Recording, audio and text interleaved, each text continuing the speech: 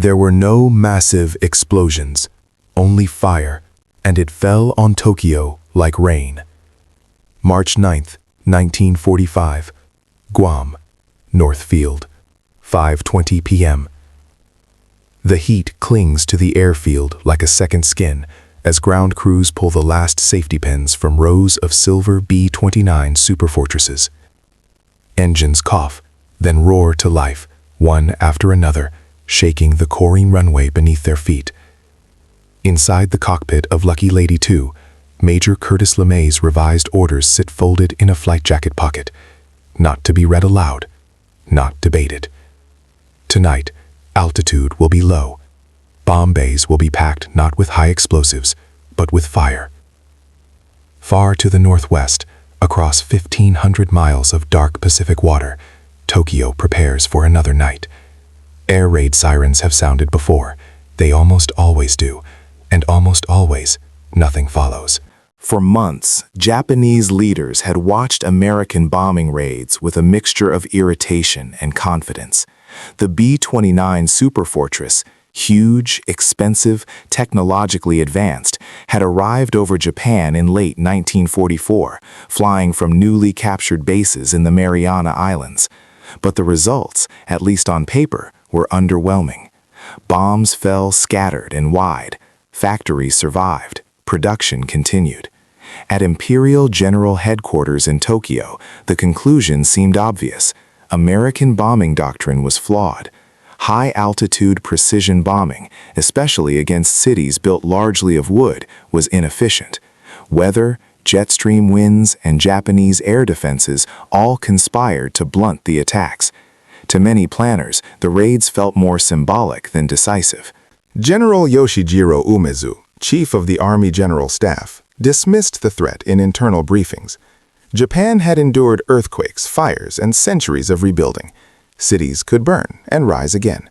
The American bomber offensive, he believed, would never break the Japanese will. Civil defense doctrine reinforced that belief. Neighborhood firefighting brigades drilled nightly. Buckets, hand pumps, and fire breaks were emphasized. Citizens were told that American bombs would fall individually, scattered, manageable. What Japan did not understand was that the Americans had stopped trying to win the war the old way. At 20th Air Force Headquarters, General Curtis LeMay had reached a brutal conclusion by early 1945. Precision bombing over Japan was failing, not because the planes were weak, but because the strategy was wrong. High winds at altitude scattered bombs. Japanese industry was decentralized, woven into residential neighborhoods, and Japanese cities, densely packed, wooden, dry, were uniquely vulnerable to something far more terrifying than blast: fire. LeMay stripped the B-29s of defensive guns to carry more bombs.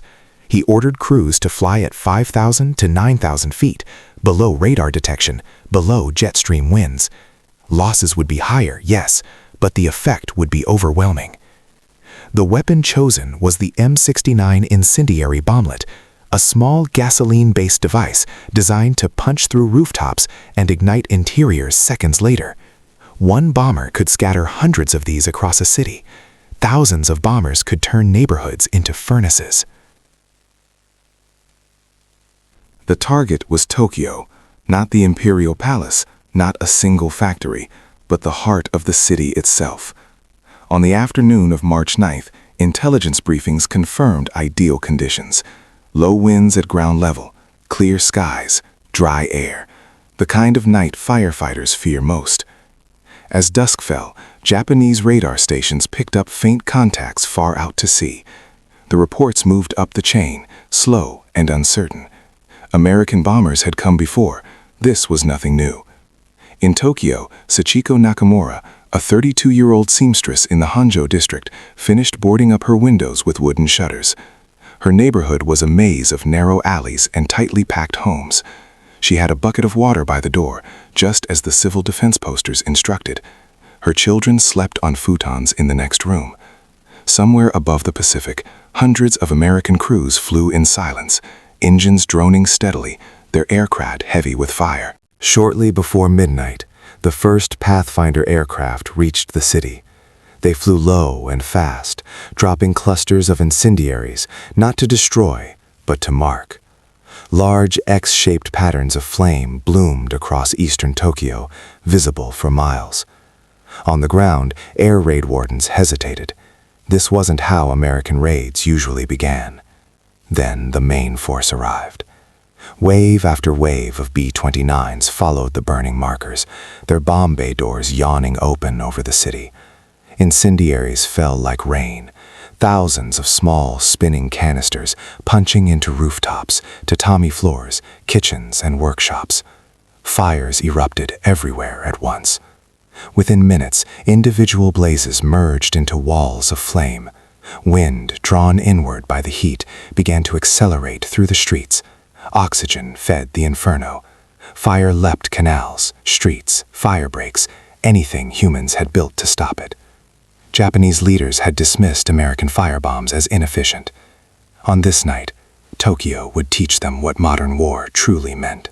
By 12:30 a.m., Tokyo was no longer a city. It was a system failure. The fires no longer behaved like fires. They behaved like weather. In the Shiamachi district, flames raced along wooden eaves and paper walls faster than men could run. Entire streets ignited at once, not from a single blast, but from hundreds of small fires converging into something far more dangerous. The temperature climbed so rapidly that asphalt began to soften beneath fleeing feet. Sachiko Nakamura grabbed her children and ran. The air itself seemed to burn. Each breath scalded her lungs, thick with smoke and ash. Around her, people poured into the streets carrying bundles, dragging carts, clutching infants. Fire brigades tried to respond, but hoses burst, pumps failed, and water pressure collapsed almost immediately. The canals, once seen as natural fire breaks, boiled with heat and debris. Above them, the B-29s flew in endless lines. From the cockpit of Lucky Lady 2, the city below looked unreal. Navigator Captain Robert Morgan watched as entire neighborhoods dissolved into glowing orange grids. The fires formed whirlwinds, columns of flame twisting hundreds of feet into the air. The bomber bucked violently as superheated air rose beneath its wings. This was the firestorm. As temperatures soared past 1800 degrees Fahrenheit, wind rushed inward from all directions, feeding the blaze. People were knocked off their feet by gusts strong enough to tear clothes from bodies. Those who fell often could not get back up. Oxygen vanished from the streets. Some suffocated where they stood, untouched by flame. In desperation, thousands fled toward the Sumida River. They believed water meant safety. It did not. As burning debris rained down, the riverbanks clogged with bodies. People pushed into the water, only to find it choked with oil, floating wreckage, and flaming timbers. Many drowned. Others were boiled alive as firestorms consumed the oxygen above the surface, making it impossible to breathe. By 1 a.m., Tokyo's emergency command structure had collapsed. Telephone lines melted, police stations burned. Civil defense leaders, trained for isolated fires, had no doctrine for a citywide inferno. Orders could not be transmitted. Units acted blindly, or not at all. At Imperial General Headquarters, officers listened to fragmented reports. Entire wards gone, fires beyond control, casualties unknown. Still, there was disbelief. Tokyo had burned before, after earthquakes, after earlier raids. It would survive this too. But this was different. By 2 a.m., more than 15 square miles of the city were ablaze. The firestorm created its own wind system, drawing air at hurricane strength through streets barely wide enough for 2 carts. People were pulled back toward the flames against their will. Some sought refuge in concrete buildings, schools, factories, train stations. Many survived. Many did not. Temperatures rose so high that exposed skin blistered instantly. Wooden interiors became ovens. Doors warped shut. Sachiko reached the riverbank with her children just as a new wave of incendiaries fell. One struck nearby, bursting through a roof and igniting the structure from within. She turned back, choking, blinded by smoke. The sound was everywhere. Screams, roaring fire, collapsing homes, the constant distant thunder of aircraft engines. Above the city, American crews watched the glow spread far beyond the target area. Bombardier Lieutenant Thomas Reed later wrote that the flames were visible from over 150 miles away on the return flight. Some crews felt triumph, others felt dread. No one mistook what this was anymore. This was not a raid, it was annihilation. By 3 a.m., the fires began to exhaust their fuel. Entire districts had already been consumed. Where homes once stood, only smoldering foundations remained. Streets were unrecognizable, filled with twisted metal, ash, and bodies burned beyond identification. In some areas, the dead lay stacked where they had fallen, pressed together by crowds trying to escape. Many were found clutching buckets, or holding on to children, or collapsed mid-run. No blast had killed them, no shrapnel, just heat, smoke, and the absence of air. When the last B-29s turned back toward the Pacific just before dawn, 334 bombers had dropped nearly 1,700 tons of incendiaries. Tokyo was silent, except for the crackle of dying fires. At first light on March 10th, Japanese officials began to grasp the scale of what had happened.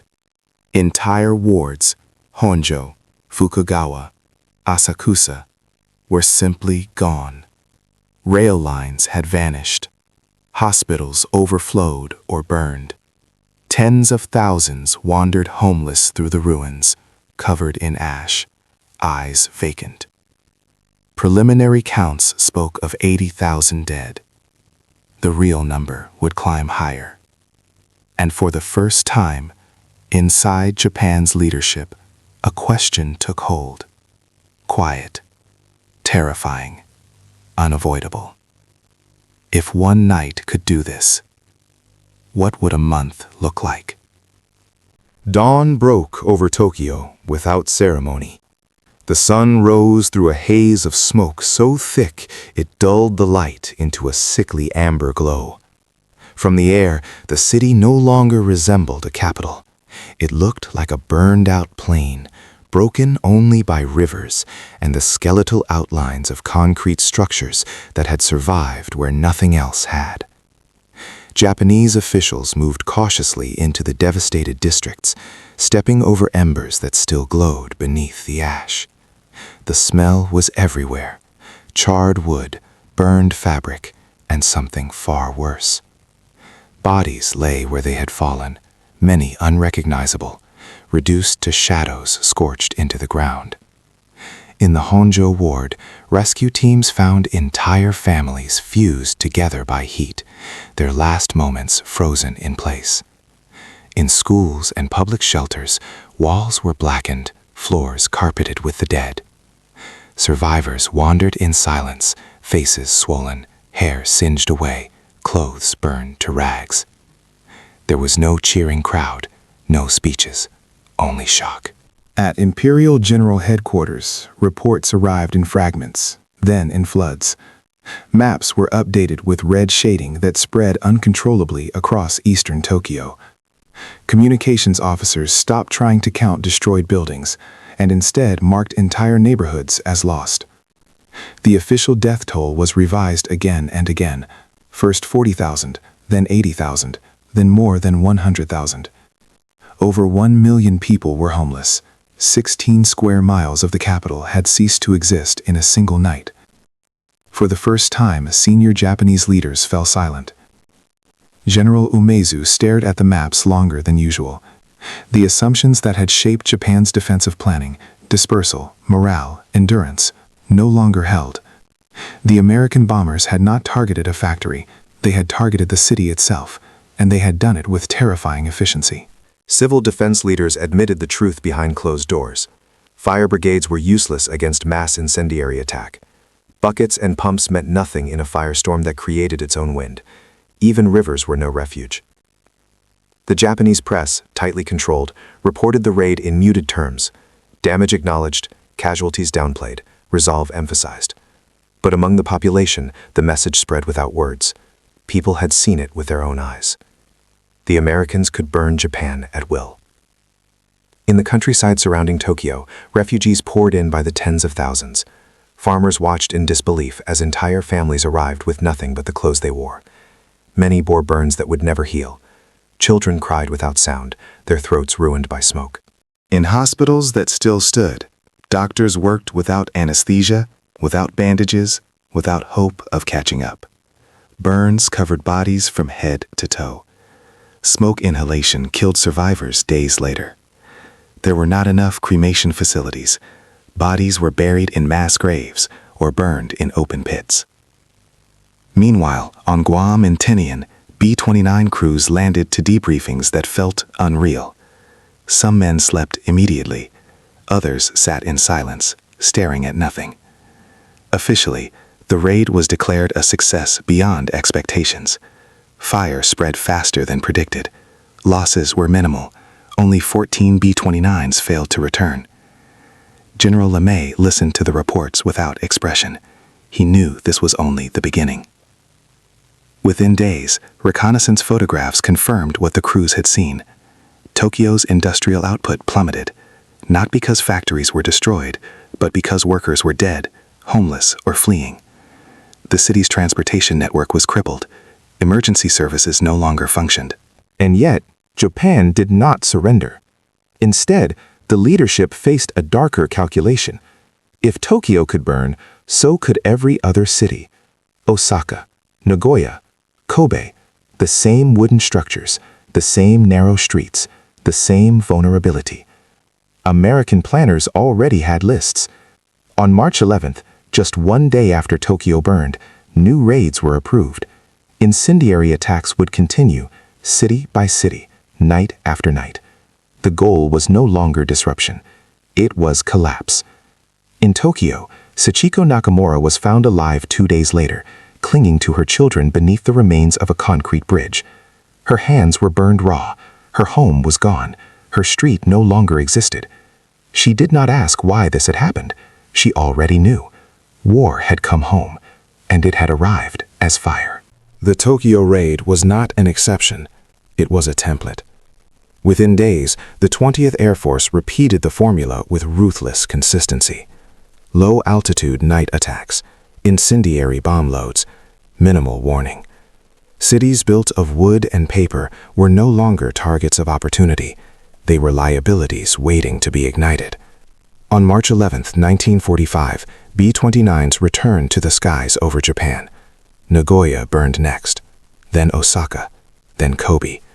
Each raid followed the same pattern, pathfinders marking the city, main formations saturating entire districts with fire. Each night, winds carried flames faster than any human response could follow. Japanese air defenses could do almost nothing. Fighter intercepts were rare. Fuel shortages grounded much of the remaining Air Force. Anti-aircraft guns fired blindly into the dark, their shells exploding far below the bomber's cruising altitude. Radar stations, damaged or obsolete, provided little warning. Even when alerts came, there was nowhere left to run. By April, American planners had refined the strategy further. Cities were mapped not by military value, but by flammability. Residential density mattered more than factories. Wood mattered more than steel. Urban layout became destiny. In Tokyo, the psychological impact was immediate and profound. Government ministries evacuated. Records were moved underground or destroyed. The imperial palace itself, spared by targeting orders, stood isolated amid a sea of ash, a symbolic island in a burned capital. Japanese leaders could no longer deny the truth. The Americans had achieved air supremacy so complete that they could choose how Japan died, slowly by fire or suddenly by something worse. The bombers flew unchallenged, night after night, their engines becoming a sound associated not with fear, but inevitability. Civilians adapted in desperate ways. Families slept outdoors, believing open spaces offered safety. Others dug shallow trenches beside roads. Some wrapped themselves in wet blankets. None of it worked consistently. Firestorms obeyed no rules humans could negotiate with. By May 1945, over 60 Japanese cities had been partially or completely destroyed. Millions were homeless. Industrial output collapsed, not because machines were destroyed, but because society itself was unraveling. Transportation failed, food distribution broke down, disease spread. And still, the war continued. Inside the Supreme War Council, debates grew more frantic. Some argued the firebombing proved that invasion would be even worse, that Japan must fight on and extract a bloody price. Others saw the writing on the walls of burned cities. If this was what conventional bombing could do, what else did the Americans have? Intelligence reports hinted at a new weapon. Rumors circulated. Nothing concrete, but fear grew in the gaps. For American crews, the raids became routine. Cities blurred together from the air, each glowing like the last. Some pilots justified the destruction as necessary. Others refused to think about the ground at all. Survival meant compartmentalization. General LeMay later remarked that if the United States lost the war, he would likely have been tried as a war criminal. It was not said with regret, only acknowledgement. He understood the nature of what he was commanding. Back in Tokyo, as spring turned to summer, the capital remained scarred and hollow. Charred foundations stretched for miles. Children played among ruins. Funeral pyres burned daily. The once busy streets were quiet, haunted. Japanese leaders had dismissed American firebombs as ineffective, imprecise, morally constrained. They now knew better. The question that remained was no longer whether Japan could survive the bombing. It was whether there was anything left to save. By the summer of 1945, Tokyo no longer functioned as a capital in any traditional sense. Government offices operated out of temporary shelters. Entire ministries were scattered across the countryside. Rail lines that once pulsed with commuters lay twisted and silent. At night, the city was dark, not from blackout orders, but because there was little left to illuminate. The firebombing campaign had achieved what years of blockade and battle had not. It had broken the illusion that Japan's cities could endure modern war. And yet, surrender still did not come. Within the Supreme War Council, the arguments turned increasingly abstract. Honor, national survival, the fate of the emperor. Some leaders believed that even total urban destruction would not justify capitulation. Others feared that surrender would end Japan itself. The bombers kept coming. In June and July, raids continued against what remained of Japan's urban centers. There were fewer fires now, not because the attacks were weaker, but because there was less left to burn. Reconnaissance photos showed cities reduced to pale grids of ash and foundation stones. Then, in early August, the nature of the war changed again. On August 6, 1945, a single B-29 named Enola Gay appeared over Hiroshima. One bomb, one flash, one city erased in seconds. 3 days later, Nagasaki. For Japanese leaders, the memory of Tokyo burned into every calculation. They knew what fire could do over hours. Now they had seen what something else could do in an instant. The distinction no longer mattered. Destruction was total either way. When Emperor Hirohito addressed the nation on August 15th, his voice calm and distant, he spoke of enduring the unendurable. Behind those words lay the ashes of Tokyo, the dead of March, and the certainty that the homeland could no longer protect its people. The war ended not on the night Tokyo burned, but that night made the ending inevitable. Today, modern Tokyo stands rebuilt, vibrant and immense. Skyscrapers rise where firestorms once raged. Streets hum where silence followed destruction. But beneath the concrete and steel lies memory of a night when the sky itself fell burning. March 9-10, 1945, remains the deadliest air raid in history. Not because it was unique, but because it showed, with horrifying clarity, what industrial war had become. A lesson written in fire. Your support helps keep these stories alive. Like the video, share your thoughts below, and subscribe for more historically accurate World War II documentaries.